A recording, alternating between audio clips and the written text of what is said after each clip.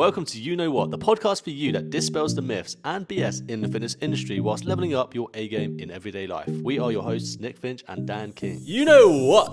Welcome, Dan, and everyone else listening. Today, we have a fantastic topic. First of all, though, I've got a random fact for you, Dan. Hit me with and it. Everyone listening here. Okay, Scotland's national animal, can you guess what it is? Highland cow. No, good guess. It's a unicorn. I had to search this up because I was like, there's no way it's a unicorn, but it is. Can you elaborate? Like, why is it a unicorn of all things? I have no idea. I didn't go that deep into the rabbit hole, but yeah. I was in my head. I was picturing a Highland cow with iron brew tattooed all over it. I thought the national animal would be someone from Glasgow on the streets, like after a homeless person from Glasgow. Night. Oh yes. Here we have Melina, who is currently sort of burdened to the streets. Oh, I love Aiden. I'm not going to do a Scottish accent. Hello, we have this old homeless man on the streets with his beer and... Could you imagine that on the national flag, though? Yeah. I've got an interesting one for you, though. I'm just going to throw back. Did you know the British flag is comprised of the colours of the Scottish flag, our flag, and then what was the other one? There was another flag that it's put in. Northern Irish? It doesn't count. I think the Welsh flag, it used to look, and the colour scheme that we have is, if you think about it, the blue and the crosses, Scotland, the cross through the middle, England, and then I think it was the Welsh flag. But I think the Irish flag fit in there as well. Who didn't know this, though? I don't know. I didn't know this. So, I didn't know this. You know what? I was wondering, why did they not put a dragon on it for Wales? Because that would have looked pretty cool. It is interesting, isn't it? Because you see, well, it is Welsh dragons, but you see a lot of like British dragons. I mean, St. George's Day is declared towards dragons. Yeah. Well, I don't know. I saw a mock-up of what would it be like if they had the British flag with the Welsh dragon, and it looked insane. We would have. Well, we had an empire, but we would have had a bigger empire. People would have got scared when they saw our flag, mate. I do think the problem as well is that our national animal is a lion, though. That's cool. English lions. That's cool. Yeah. That's cool. I nearly said tigers. Three lions. The three lions. Yeah, the three lions. Exactly. Oh, what's Wales' national animal? Sheep. You reckon it could be? No. I mean, the animal that they've got most of is probably a sheep. I'd probably go along, but I'd still say probably a dragon is in there. You're saying Scotland's dragon, yeah, makes sense. A unicorn, and we're a lion. Yeah. How did we not get a mythical creature? What about Irish then? Leprechauns? They're not a creature. I mean, well, I feel like it's more animalistic. Technically, you're an animal. Humans are animals. Yeah, but I wouldn't say it's a leprechaun. Oh, it's something. The Celtic cross is their symbol, isn't it? I don't know. I mean, you've gone there recently, so you should know, man. You should. I would love to say I delved really deep into the history of the animals. I saw all of the payments coming out. The Irish payments at all these pubs and stuff you were going to. It was just non-stop barrage. It was. You left notifications. You had to transfer more money into it because you went over budget. You were just spending beer. I'm being outed on the podcast for going on holiday. I don't know how I feel about this. I told you I get notifications every time every time any money's used. But that's the only time you're going to see. I'm waiting until you go on holiday and I'm going to put notifications on and see what comes out. I won't use the account. You know what? I'm going to back myself here. I like hiding my alcoholic. But the only reason I didn't want to use my account is because there was no spending fees, and I don't want to set up a Chase card and a Revolut card just for one trip. It made sense in my head. It's a good thing about starting banking it, I guess. Yeah. Mate, totally different topic. Yeah. Obviously, in this podcast today, we're not talking about my boxing fight. I did a boxing fight on Saturday, but we're talking about the kind of build up to it, the athleticism, the performance anxiety you get, the fear you get, because not just boxing, but a lot of sports and a lot even business as well and public speaking, you get a lot of those same feelings. So I want to talk about those today, mate. Yeah. Personally, I'm up for it. So the first one would be performance anxiety. Now, have you ever had performance anxiety? Now, you know what? I have. Yeah. But go on, what were you going to say? I was just going to say, obviously, not in the bedroom. We're not talking about that. We're talking about everything outside of the bedroom in a professional context. I don't even think I've had performance anxiety there.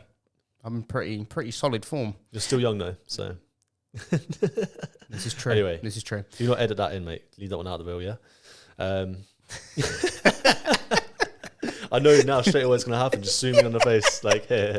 Oh, hell yeah. So, yeah, performance anxiety. I've had performance anxiety before. It's primarily come from, again, the only time I can probably resonate on this part is team sports. I don't tend to get it. I think team sports, you back each other up. And I think it sounds really crude, but your teammates almost act as a fail-safe. Like if you play really badly, but then you've got someone in the team who's performing really well, realistically, the performance of the whole team is going to be better overall, and your mistakes or mishaps aren't going to be seen. I've had it when I've done athletics before, when I did that back in the past. We had a sports day. We're going to go with sports day. That's probably a really good example. The egg and spoon race, yeah? No, it wasn't. I wish they did that, though. It made my life a lot easier for choosing which activity I'll do. I was doing the 800 meters. This is back in the day. That's a long distance. Yeah, man. I was quick. I used to be quick at the long distance stuff. So I did the 800 meters, and I just got put in for it because no one else wanted to do it. 1500 everyone was up for, because 1500 is kind of like I can go a little bit slower, but the 800 is still like a 2-lap sprint, essentially, is what it is. And I was doing the 800 meters, and I remember like prepping on the line. I had all these guys who did long distance running. They were quality runners, like quality runners. And I know most of them are beating me in cross country. So when we were doing that, I was just really struggling. But yeah, you stand on that line, people are there watching, and it just makes everything feel so more enclosed, doesn't it? It's almost like claustrophobia, but for the mind. Yeah. And yeah, I remember just doing it. I did win in the end, so I did take president. I won by quite a lot as well. I won by quite a lot. Yeah, but I don't know where it came from. That's what it is, Dan. White privilege. But I just had this kind of like overwhelmed, the anxiety, but I used the anxiety and I channeled it into the run. And I think that's what you do in those circumstances. Much like if you're anxious about anything, if you can channel it into the activity or what you're doing, it's going to prepare you much better for the activity. You should go in with this like really like adrenaline rush of a mindset. It's great. It's true. I mean, obviously team sport's different, right? Yeah. Like I was thinking about this, like obviously like team sport's different. Boxing is like, they say it's one of the loneliest sports in the world because you often go out into a hostile environment and you're the only one that's going to be in that ring, taking punches, fighting, whatever. And it's the same thing, like half an hour before the fight, super nervous. And I remember having this thought through my head, like, why the hell am I about to do this? And I'm just about to warm up. And then I just remember shutting that down, throwing that thought away, and then just getting into a different headspace for that period of time. And it takes a hell of a lot of focus to try and overcome the anxiety. Yeah. Because if you let your mind wander for any one moment in the build-up, you're going to start just breaking down. And as soon as your mind is in a different track and you're not focused, it is game over. And honestly, performance anxiety, like I can't imagine, like, okay, right. So, stand-up comedy. Yeah. I would say that that's probably worse than fighting. You think so? In terms of performance anxiety. Would you say that? Why would you say that? Because fighting, you get judged on your ability to fight. That's a physical thing, right? Yeah, okay, there's the fear of getting hit and whatever. But stand-up, you're getting judged on your personality. Yeah. That is a hell of a lot worse, I think. Yeah. Than getting punched in the face. Almost like, I guess you could put it in kind of a metaphorical sense. By physically you're getting punched in the face, but if a crowd doesn't laugh at a joke, that's literally taking a punch to the gut. That's almost. Worse. Yeah, you stand there, and I'm sure a lot of comedians out there have had that experience before. I mean, to be honest, you never see it on Netflix series because they're not going to put a joke in that doesn't hit, are they? Let's be honest. Yeah. But I can understand from standing on stage, which is actually, we've mentioned it before, we both want to do that. So I can't wait for that. Again, it won't be comedy based. Well, it kind of will. I can't help myself sometimes. But that kind of something not resonating with a room almost is kind of the same thing in boxing, where you're not landing a punch quite as well as you want it to connect, and it's not doing what you wanted it to. So it almost impacts your mindset in that instance to be like, oh, do I do something differently? Do I go again at the same point? But you've got to react so quickly to what you're doing. It's crazy. Like when they throw a punch at you, regardless of where it hurts or not, like it might, like 9 times out of 10, they don't hurt you, but it hits and everyone in the crowd starts going, whoa, go kill him. And it's like, wait, what? That wasn't that bad. Oh my God. or the guy in the corner is like, he's tired, get him out. I'm like, I'm not tired, don't lie to me. Shut up. Why are you lying? What are you lying for? But it's like being in a jungle. Like imagine like you're all part of a gorilla tribe, and you're in the jungle, and like you're surrounded by 1,000 gorillas all chanting and shouting at you. It's so hostile, man. And it's fear. This is something I want to talk about, right? Because it also applies to speaking on stage. The fear can paralyze you, or it can propel you forward. Yeah. It's like it gives you adrenaline, which basically can be used to your advantage if you let it. Yeah. If you don't let it and you let fear paralyze you, you don't have anything to give and you just start to crumble. And I remember first time I ever did Instagram Live, Facebook Live, or even a podcast, man. The first time I did a podcast, I was nervous. And I let fear kind of go into my head a little bit, and suddenly like, actually, it's not that bad. You're not going to die. You're sat there, you're talking. And if some people don't like it, they're not going to listen. Well, I mean, some people might be a bit of a hater. I mean, one thing I'll make a little kind of like comment in there is obviously we're posting most of this stuff out as reels, so some of you guys will see this on our social media platforms as well. But I think you saw the comment from one of the reels I posted. What was it about? It was about, I know. You know which one I was on about? It was like, definition of us three lads starting a podcast. And I just sat there, I was like, what are you expecting? Like, what are you expecting from people who start a pod? That's like saying to a fat person, oh, another definition of a fat person trying to lose weight. Yeah, like someone running on a treadmill. Like, well, yes, it is. Like, that's literally what we're doing. We've only just started this podcast. Yeah. We're not suddenly Stephen Bartlett with his Diary of a CEO. No. Everyone starts somewhere. And did you see how he didn't comment back as well? They never would. No. They never would. No. I don't understand it. It's just like Gary Fee says you should always answer a hater with empathy. Yeah, I agree. Yeah. Yeah. Like, because that's the only way you're going to disable it. You were like, cheers for the view. I mean, she listened. Yeah. So I was like, brilliant. Yeah. Perfect.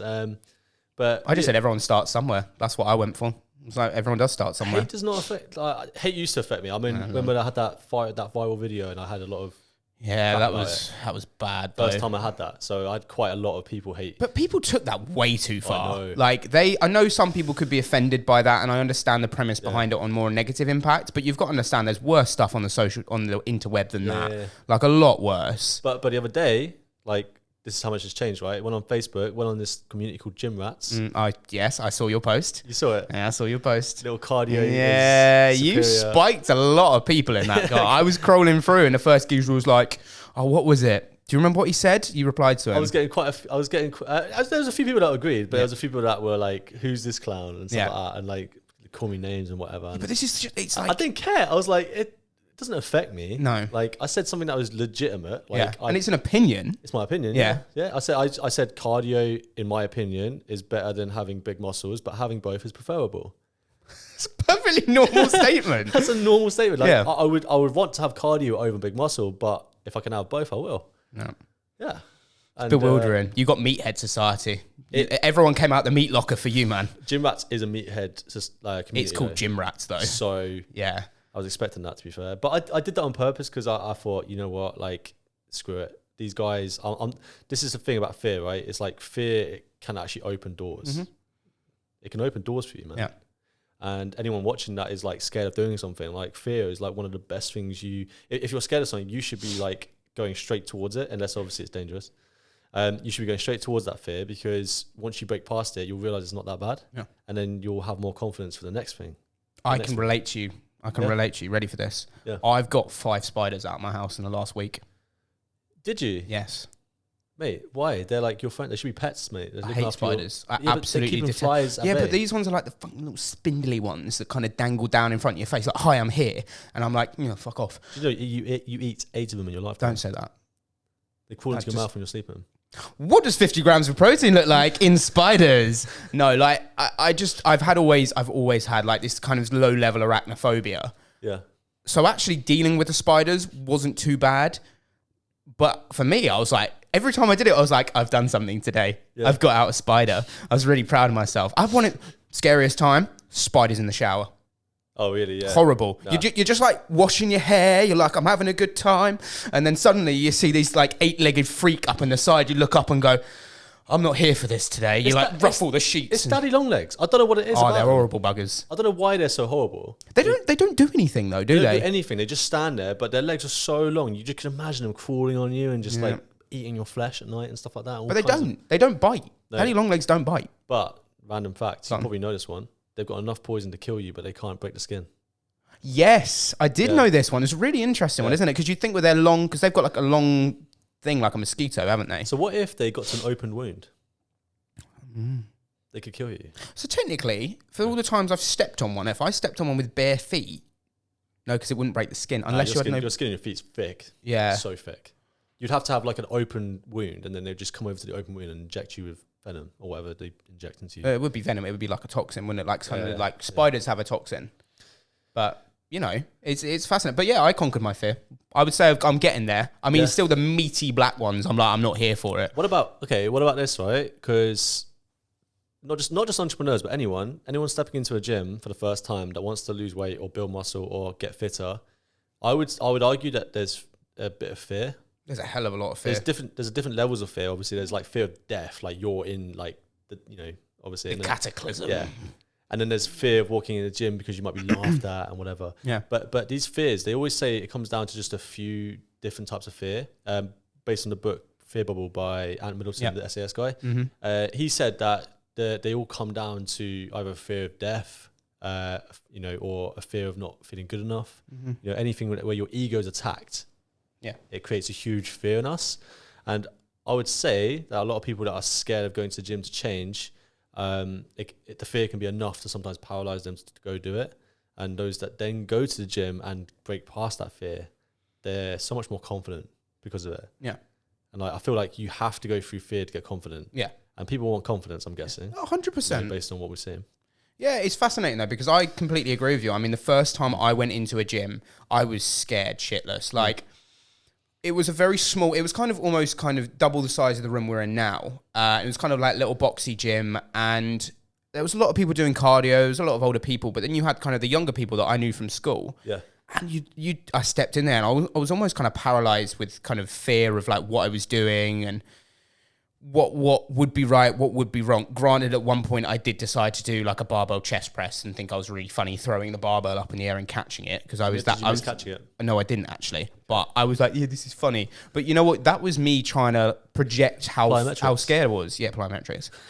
He's trying to project how scared I was of the situation to almost be like Billy Big Bollocks and kind of rise above it, but use a comedic way of doing it. To be like, hey guys, look what I'm doing. And I think a lot of the time, if you look in commercial gyms, a lot of the people you're scared of aren't actually that scary. Like, there was a geezer in there doing like a 250 dead, and he's saying like the sweet Nikki was talking to him. Nikki was having like a long old chat. And I was just like, that's so sweet. And the thing is, these big meathead people are lovely.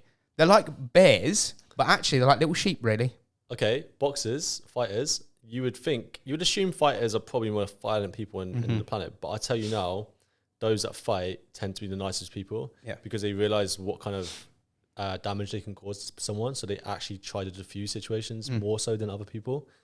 Like, they're very in control of their like ability to be able to like cope with anger and stuff. Yeah. Like that's generally something you won't expect. You know what I mean? Oh, of course. I mean, Paddy the Baddie.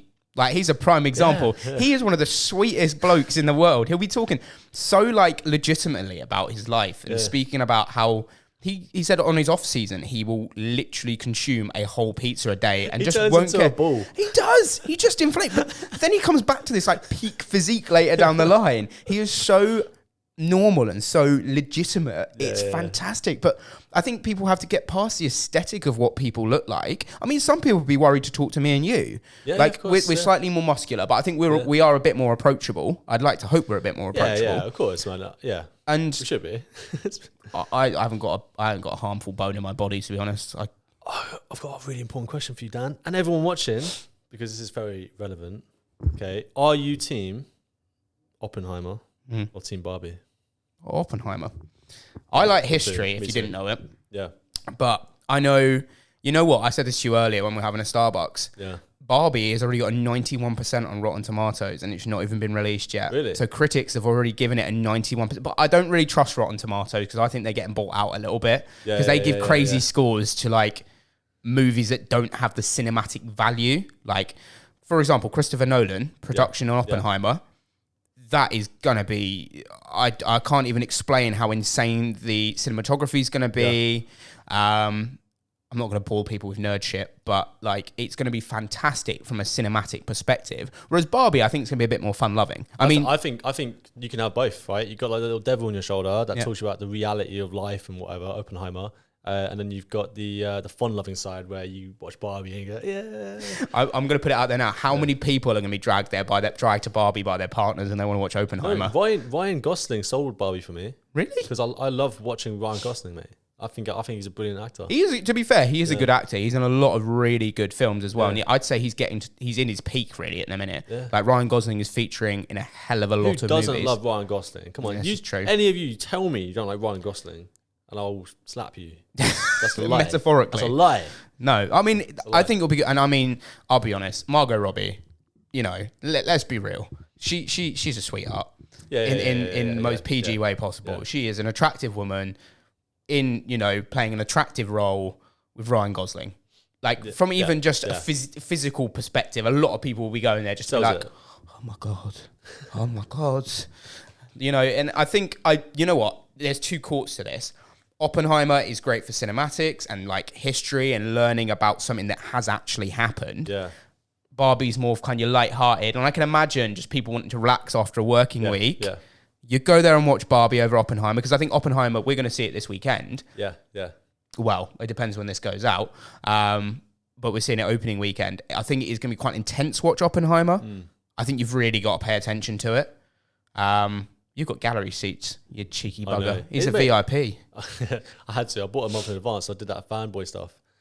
I'm in the center, VIP seats with all everything, with all the stuff you get with it.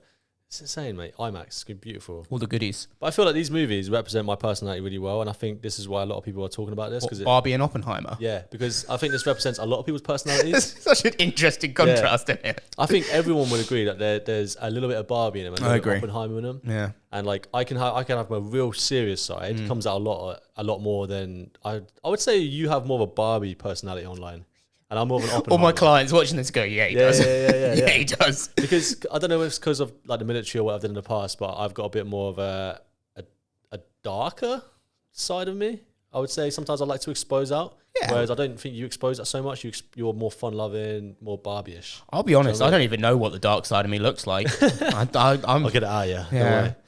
Well, I have no thought in my head that brings, like, example, fighting someone. Yeah. Doesn't even transfer through my head in a violent situation. Of course. Yeah, like if someone squares up to me, I'll square up back, but I'm not going to do anything. Like I'm not likely to be the one who throws a punch. I'm more likely to take a punch and be like, "You're now." No, you should not be the one that throws a punch. No. You should always diffuse it with 100%. No one wins in a fight. Well, I said this to you. The way to get around anything is asking someone how you are. How are you? Yeah. And I said this on a previous pod. Someone called me a flaky tit or something on like a comment. A flaky tit or something like that. I was like, I'm not offended, but are you okay? Like, why are you offending me? Such a head lice, mate. Yeah, exactly. Yes.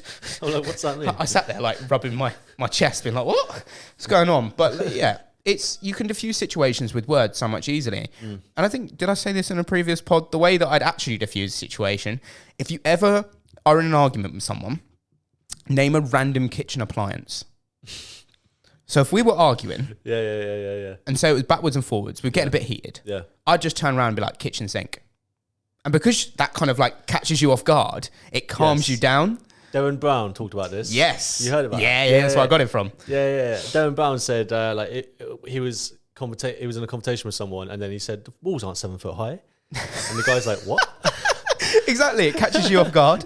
And then you actually, the person, again, we speak about it in the chimp paradox, or the chimp paradox speaks about it. You have these two, you have the illogical and the logical. Yeah. But the illogical always switches on first because it's the quickest to be attentive. And then you have to give it a couple of minutes for your logical side to catch up and go, actually, what we're doing doesn't make sense. Which is why the longer an argument goes on, the more likely people are to apologize to each other. Yeah. Unless it's like our limbic brain, which is the reactive part of us. Is the driver of the car. Everyone thinks our higher level of thinking is the driver, but it's not. Our driver is the primal side of us. The passenger is the higher level thinking. So we can't control the car ourselves. We can only control the person that's driving the car, and that's ourselves deep down. That sounds deep, doesn't it? I like it though. It's good. It's good. So it's a little bit like the chimp is the driver, and we're the ones next to the chimp going, no, don't do that. And then sometimes the chimp wants to do what he wants to do, and we're like, no, come this way. Yeah. And you got to negotiate with the chimp. Yeah. Do you know what I mean? I imagine it in my head as like smacking a chimp over the head with a ruler. Stop it. Just knocking it on the head. Just be like, stop it, Dan. Because the thing is for mine's, as I say, mine's not an aggressive chimp. Mine's just a very emotional chimp. Yeah. So like I create emotion within me which stresses me out. So like when I had my MRI recently, which is quite a good way to talk about this, that really came out. I have a lot of fears that I'm trying to conquer this year. Like claustrophobia is one of them. Arachnophobia is one of them. I have claustrophobia. Let's go caving. Huh? Let's go caving in the devil hole. I will cry. The devil's hole. I can't. No. This basically where I was going with the MRI is I nearly had my first panic attack. Like really? Genuinely, I felt it coming on, and I'd never had a panic attack in my life ever. And my mum's had a few, and I think I've learned from seeing my mum have them that I kind of know what the signs are like. Moles has had them in the past. And when I was in there, I was just laying, and I could get out. Like I could literally just slide backwards and get out, or squeeze this thing and get out. But it was the feeling of feeling entrapped, and this kind of sensation going through my body, through to my heart, and my heart beating really, really quickly. And then actually I just took a minute to breathe and just be like, nothing's going to happen. You're okay. Yeah. You're fine. And again, going back to what you're saying with the chimp, my chimp was overreacting big time to cause that spike. But it is something you need to learn to kind of control. And it does take effort, and it does take time to learn how to control it. But once you've got him under control, he's your best mate. But do you know what fear stands for? What? False evidence appearing real. Oh, damn. That's going to be a real. Yeah. Does not exist. It's all in the mind. It is. Yeah. It is. Yeah. Fear has only been created, again, through media, through ourselves, and through portraying situations as they're not, basically. Because if I sat right now, what is the worst thing that could happen right now? Well, I could tell you, but... Well, yeah, but are you going to go completely off key and be like, there could be an asteroid that hits us in 5 seconds and, you know... I mean, you could have a heart attack. Yeah, you know. No, yeah, I get what you're saying. I get what you're saying. Like, let's. Yeah, I know what you're saying. Yeah, you know what I mean. Yeah, but like in a realistic I'm just playing devil's advocate. Yeah, no, of course. I'm being that little devil. You're being that person that's like, what's the worst that could go? Well, there could be a car come through the window, and then you could get squashed by the car, and the car couldn't help you. Basically. I mean, to be fair, claustrophobia. We're in a really small room here. This isn't small. It's airconned as well. Yeah, the aircon might. And if I got stuck in here, yeah. I mean, there's a script I can sit there and play. If you watch Final Destination, you'll be scared of most. That's why I wouldn't watch that Final Destination. Yeah. Oh, movie Extraction. Have you seen Extraction 2? Yeah. It's great. Yeah. Did you see the scene when? If anyone hasn't watched it, this won't spoil much. Did you see the guy that gets crushed on the leg press? That just caught me and Mo so off guard. I was like, what? What just happened? New Fear Unlocked for a lot of people. Yeah. That won't happen if you have seen the movie. I can confirm it was a really dodgy leg press, and he shot the cable. So it just I saw it and just sat. Me and Moles looked at each other and went. That was actually the best. It was brutal. Yeah, but I just didn't explain it. Anyway, I've gone off on a little bit of a tangent as per usual. Well, mate, I think that's the end of the podcast, man. Yeah, to be honest with you. So I think we've gone through everything today. I do think we've covered a decent amount there. And as we always say to you guys, we really appreciate all the engagement. We're up on listeners again. We're loving it. Everyone new who's coming in. We're loving talking to you guys. And if anyone wants to guest star on the pod, we have an application process. You must message and send £200 to me and Nick individually. Yeah. And then you can come on the podcast because we're that premium. Or bring us some biscuits. Yeah, no, to be fair, we need to. And to be honest with you, we are looking for entrepreneurs generally, but... You know, if anyone with like ambition and has got like a certain story, mate, there's nothing. Bring your story. We've got so many guests coming in August that we can't wait to, enlighten you to these guys' story. We've got some really interesting people. And someone did say to me, "Can you get a lady on the show soon?" I was like, "We can get women on the show. It's not just a cock fest here. We are looking at getting ladies on the show. We are going to give a different side of it. It's just the people that were easily accessible at the start. We got on earlier. Then we're going to get the people on that we want to talk in a little bit more depth with. Oh, we got some really. We've got some amazing podcast guests coming on, and we've got such a nice list to go through. We've got a lot of people that we want to work in with. Hopefully, we'll appear on their podcast if they've got them. We've got a couple of comedians in my log who are mates of mine. Who will get on. We've got a cracking plethora. As I say, we're not just doing these pods just for entertainment purposes. We are big dogs. We are going to be 200, 400, 500 episodes of these pods. They'll continue coming out until I'm great as well as Nick. So what? Such a dig, isn't it? Now this is the Oppenheimer part of him coming out now. It's my horrible humour. War. Start the atomic bomb off. Well, anyway, guys, thank you. Drop a follow, drop a like. Make sure to drop us a review if you're on Spotify. And make sure to follow and subscribe on all platforms. Also, follow me and Nick. We really appreciate any new followers. Perfect. Speak soon. Catch you guys later.